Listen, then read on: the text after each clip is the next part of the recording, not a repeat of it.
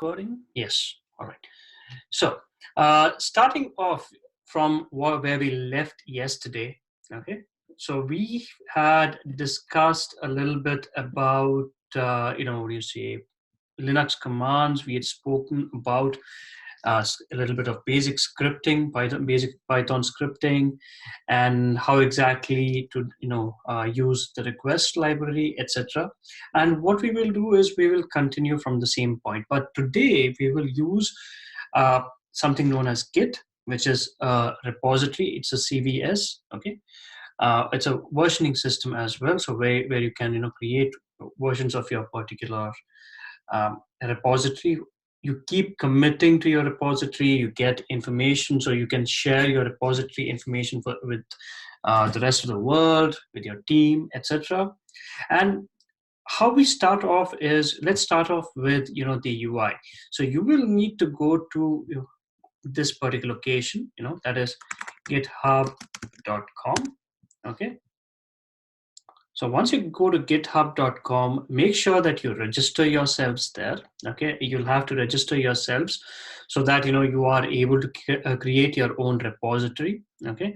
Earlier, I've also spoken to you saying that you need to install Git Bash on your system. Okay, so for people who do not have access to, hold on a second, please. So people who do not have access to Linux, it would be best if you have Git Bash already installed on your system. For people who are using Mac or who are using Linux, you can install GitHub, the Git directly on your system as such. So if it's on Mac, you can do brew install Git. Okay, and if you're on Linux, something like Ubuntu, you can do sudo apt-get install Git. Okay, this will pretty much install Git on your local system. Okay, now let's come to the part of creating a particular repository. So once you have joined this particular what do you say, GitHub as such, once you have created you registered your username, password, and all these things, you can start with you'll start with an empty repository. Typically you have like no repositories as such. I've got a couple of repositories here. Okay. So I will start with doing this. So you'll have to set your username, your password, your handle name, your display name, all these things as such. And once you're done, you can go ahead and create your own new repository as such. Okay, so basically what I'm going to do right now is I'm just going to create it under my repository, and considering how exactly you're going to name your particular project. So typically you name your project after something. So yesterday we were doing something on the coronavirus thingy. Okay, so we could probably do it. We could probably call it COVID, maybe COVID CLI, or maybe just COVID. Okay, so we can start with COVID, and we can just expand on it, or COVID. You can call it COVID data or something like this. It makes sense. Okay, I would still prefer to keep it with something like COVID itself, so I'll keep it like this. So in the description, I'll tell that this is a project to get COVID stats and display them to the user, something like this. Okay, you can put in whatever you need. So this is the initialization. So over here you'll see that there's something known as a git ignore. You have like add license, all these things, and I will initialize this with a readme file. So once I create it, you'll see what will happen. So creating a repository. Okay, it creates an empty repository with a basic readme file which is created over here. Okay, you'll see that you've got one commit, you've got one branch, the branch being master over here. Okay, now let's talk about a little bit about working with GitHub. Okay, let's talk about a little bit of working with GitHub. Now starting with this, okay, once you create your repository or something like that, once you install Git on your local system, okay, this is one thing which you'll probably need to do. Okay, git config --list. Okay, so it will tell you, who this particular, Git stuff, over here belongs to us. So I have a username, I've got user email, all these things set up over here. Okay, and initially you might not have any of this stuff set up.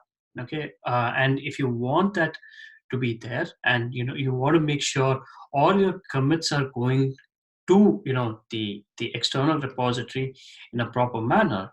Just a second, guys. Yeah, just to make sure that all these commits are going in a proper manner, you need to make sure that your your config is set up correctly as such. Okay, so how do I set up my configuration? Okay, so again, when I do git config minus list, you'll be able to see the username, user email as such. But if you were starting off, you wouldn't have all this information here right now. So what I would do is git config minus global user.name, okay, and set my username. So my name is Merrill Roland DeMello over here. So if I were to change it, I would probably do something like this, okay? And I'll just take a look at the git config list. So this will actually, mark the the git commit with the exact name as such. Okay, it will mark the git commit with the exact name as such. So once I do this, you'll see the name has changed, Merrill DeMello. Okay, so I don't want it that way. I want my full name in. So I'll put it like this. I'll do this, and I get the initial one as such. Okay, then I do git config minus global user.email. Okay, so, and I want to set it to a particular address. Okay, over here it's set to this particular thing called roland86@gmail.com. Also set it to something like roland85@gmail.com. Okay, and if you take a look at that, it's been changed. So that's how you do your any initial setting as such. Okay, so I'm going to set it back to my original configuration. Doesn't matter. So once I do this, okay, this is like my basic setup. That's pretty much done on this side as such. Okay, and over here I've created my project, okay, which is like COVID. Okay, so what am I going to do? I need this stuff already on my system so that I can do commits directly to Git. So what I'm going to do is I'm going to just copy this. So if you go to this clone as such, so what we are going to do first is clone this repository on your local system. So you just take this URL over here. Okay, there are different ways of doing it. So there is using SSH and using your HTTPS. It's best to do using SSH, but there are a couple of configurations which are required, which I'll teach you, in the upcoming workshop with respect to Git, where we do multi-people collaboration as such. So for now, we will just use this copy and Git, and you take a look at this Git clone this particular repository, okay, which says github.com roland86 covid.git. Okay, so once I do this, I hit enter. Let's see what happens over here. It tells so and so blah blah blah over here, and let's go. And yesterday I did a command called ls. You see this? There is a directory called ls which is being created. Let's go inside and see what is there inside there. You see there is a readme file in there. Okay, and this is the exact readme file which we have over here. This is a project to get COVID stats and display them to the user. If you see this is exactly the same thing which you have gotten over here. Okay, so now that's like the basic of how to create a repository on externally on GitHub, and then how to clone that particular repository, how to create your own configuration so that you put in the right information in. Okay, so let's take it a little further. Okay, let's take it a little further. So what we will do is, yesterday we had this particular basic scripting as such. Let's source our environment. We talked about, we don't need to be already are within that particular environment, so that's okay. Okay, so what we instead want is not COVID, so basic scripting, and we've got my script, not my script, sorry, data script, and we will copy it over to the COVID one. Okay, and then we have to copy the directory as well for data cp -r basic scripting data to this particular one, because I'm just a little lazy in actually copying, recreating everything as such. So I'm just copying over what we already had. Okay, so we'll go back into the directory. We'll see what exactly we have. We've got this data directory. We've got this data script as such.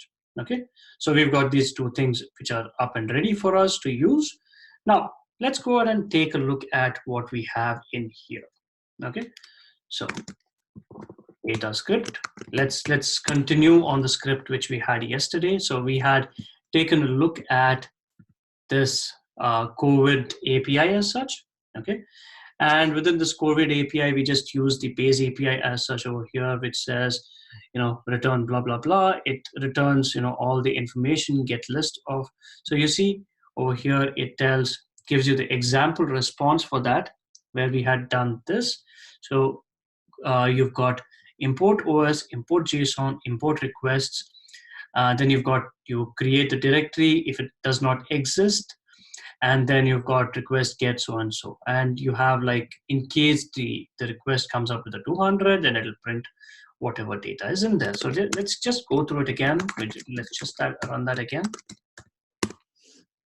And you see you get all these dictionary values. Okay, so it tells all route gets all data, returns all data in the system. This request returns around 8 MB plus and takes around 5+ seconds, which is quite a lot of time. We don't want all that stuff. So, and over here you've got the countries route, gets list of countries, returns all countries and associated provinces. So we could probably just try that out, and it should have one for the countries over here. So if you see, this is the one with the countries route. Okay, so what we will do is, let's go ahead and simply, so let's take it a little further maybe. Okay, let's do this. Let's create a function over here. Okay, let's create a function so that we have the appropriate stuff. Okay, def fun, let's say base.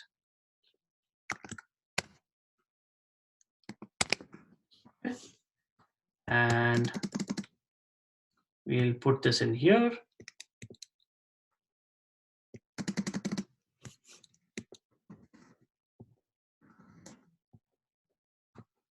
Okay, so we've got all this information in here.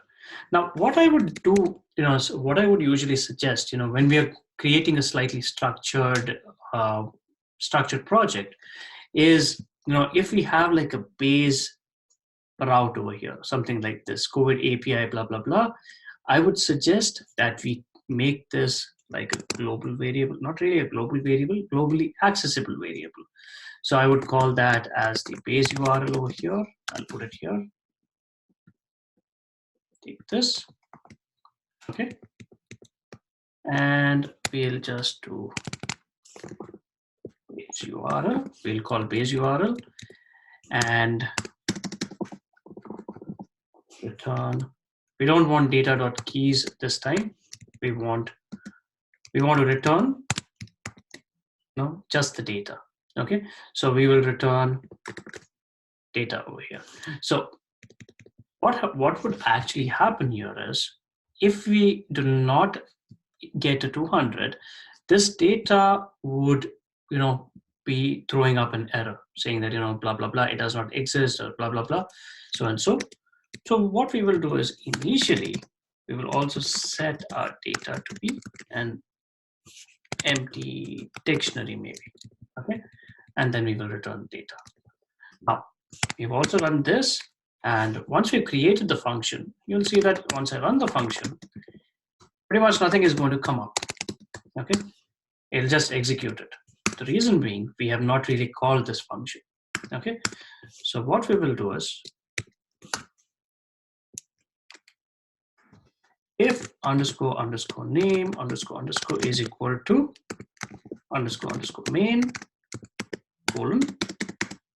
Okay, we'll do print and we will call the base function over here. Okay. Okay, and once we do this, and we will run this, and you'll see all of this data comes out. Okay, so that's basically how we do like a structured, what do you say, basically a structured program as such, a structured script as such. Okay, a script doesn't have to be a messy one. You can make a nice clean script as well. So this is how you get to start with that. Okay, now taking it to the next level. So we want to make sure that every change that we make, okay, is sensible. Okay, when we work with GitHub, with Git, we want to make sure that our, our information, which is there, our data, our, what do you say, our code makes sense. It is actually sensible as such. Okay, and we want to keep it as empty as possible as compared, when it comes to, your comments and all that. So we'll make it a little bit cleaner. Okay, so I will just create what is known as a doc string. Okay, and I will tell this particular base function gets all the data from, not all the data, gets the data from the base URL. Okay, so that's basically known as a doc string, which we will talk about as we go on further as such. It's a good documentation practice. This is a very simple piece, but there's nothing much in here. Okay, so we'll save this. We will do Python script.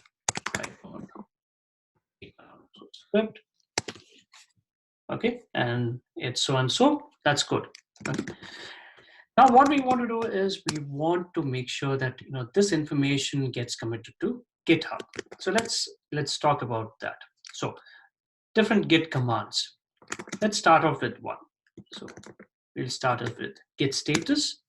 So when I do Git status, okay, it tells me a couple of things. It tells your branch is up to date with origin master. Your use git add blah blah blah to make sure so and so thing is committed, and this is the particular file which has not been tracked. Okay, this is the file which has not been tracked. So what we will do is we will pretty much follow exactly what is given here. We'll do git add datascript.py. Okay, and we will take a look at the status again. You see there is a new file which is waiting to be committed. Okay, let's go into our directory again, and let's take a look at what exactly we have. We've got readme, we've got datascript. So remember that only the files which are meant to be committed, okay, which have been modified, which have been created newly, those are the files which will actually show up over here. Okay, so once we do this, and let me show you one more command called git log. Okay, it's only going to show you the log of the information that has already been committed, the log of the the previous commits as such. So if you see the previous commit, so and so, it was created by so and so, and it is named as the initial commit. Now we want to create a second commit and we want to push it to our master. So what do we do? So we do this: git add script. Okay, and now if you see git status, okay, sorry, we already did the git add, my bad. So we do git commit. Okay, we are going to commit this information. Okay, so when I do a commit, so typically if you're doing it on command line, which I'm doing right now, which is like using the VI editor or the nano editor or something like that, it comes up and tells, enter your commit message. So what does the commit message contain? It basically contains a basic description of what exactly you did with respect to that particular commit. So when you're doing, so there are rules when it comes to various companies. There are certain practices with respect to various companies. So if you're doing features and stuff like that, you're creating something special and all that. So that is the stuff which needs to go in here. So over here, what we actually did was created, so not created, add changes for phase functionality. Okay, give it a nice flair to whatever you're writing as such. Okay, the more, not the better the description, keep it as concise as possible, and don't put any unnecessary information if you don't need to. Okay, I saved the change. You see this one file has been changed, 26 insertions, and then you have this command, git push. Okay, when I do git push, it will push it back to the branch where it started from. So if I do this command called git branch, it will tell that it's on the master branch. Okay, we will talk about branching next. Okay, so git push, you can either do git push if you want to push directly to master, or you can give back the origin information, git push origin master. Okay, so it'll tell where exactly this origin is and to which particular branch. So for me, it was the master, so I push it back to master. Okay, now let's take a look at git status over here. It tells master is up to date, and we'll take a look at git log. You'll see this new commit has come up over here, and let's go ahead and take a look at this. You will see now. Okay, I'll refresh this page. It tells, you see, 2 minutes ago, latest commit was done 2 minutes ago with this particular data script, and it tells, add changes for base functionality. That is, the commit message comes over here. Okay, now that is like, basic Git functionality. Okay, now let's take it one step further. Okay, what we will do is we will create a small feature. We will create what is known as a Git branch. Okay, so how do I create a new branch? So on the command line, so let me just clear up the screen. So git checkout -b, I will create this branch called, say, depending on what we want to do next. Okay, let's take a look at it. So if I take a look at my, information over here. So you have got, so get countries is one of the things over here. Okay, so we'll take a look at this. So you've got different country information. Then you've got this particular one, which is get day one status as such. So I'll just take a look at this. So day one status will tell you status of a particular country as such over here. So by country code, latitude, longitude, and stuff like that. So what we will do is we will make a slight, change to whatever we want to do. And we will get this information, okay, by country as such. So get day one information by country. Okay, so get COVID day one. Oh, sorry, the branch should be so we'll call it feature get day one. Okay, country we'll keep it a little long for explanation's sake. Okay, and let's go ahead inside. Okay, so once you do that, you see that it says switch to a new branch. Okay, switch to a new branch. So now what do we do? Let's do get branch. You see, this is the branch which you have. This is the branch which you are on right now. So when you do a branching thing as such, okay, it will not commit stuff directly to master. Okay, it will create all your changes within that branch, which is which is what you want to do. So that once you're done with it, you do the changes and push it back to your master. I'll show you exactly how to do it, as a push to your local repository as such. Okay, so we will do this, and then now we want to go into our data script.py, and once we have this, Okay, we made use of def base as such, so we need def get day1. Okay, and we want to do it by country as such. Okay, we want to do it by country. So hold on a second, please.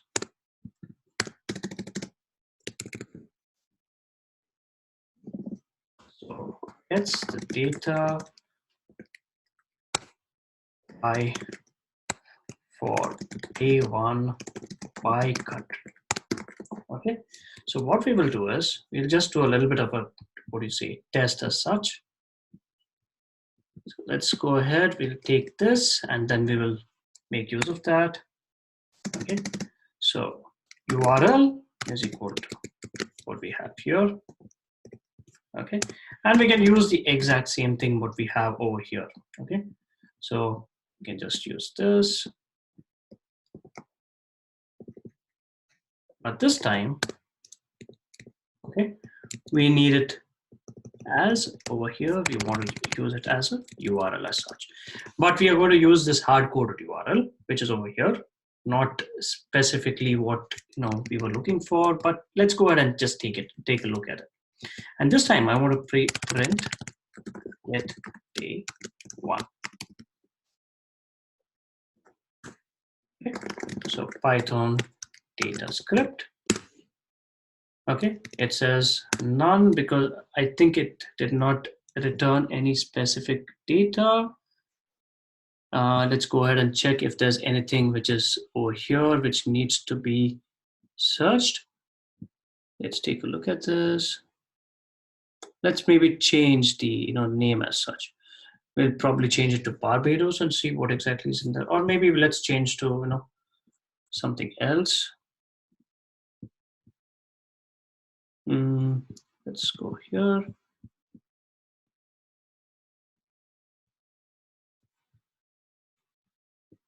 So you've got something like,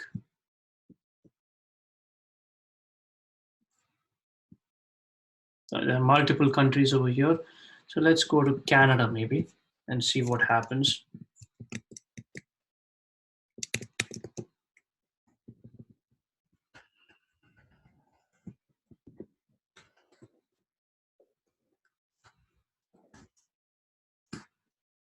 Okay, for some reason we're still not getting any data from this. Maybe the particular API is not working for that particular one as such.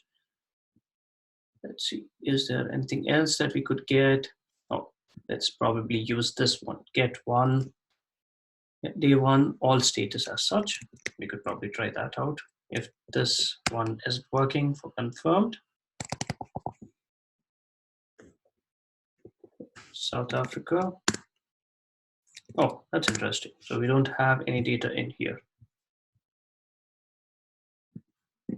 Let's see what exactly is here.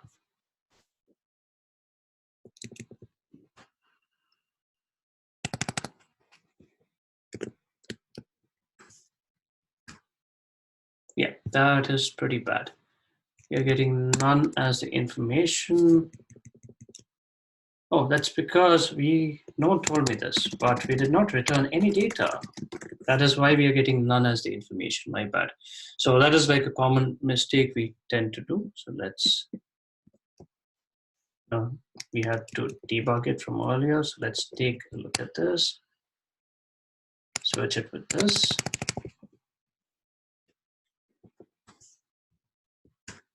Yeah, there. We get all this information with respect to, what did we get it? From South Africa as such. Okay, so you've got like a whole lot of information over here with respect to South Africa, latitude, longitude, cases, etc. with respect to that. Okay. Now, what we want to do further is to, what do you say, make sure that our country is something which we can encode as such. Okay. So I'm going to do a little bit of this. Okay. So dot format. of country.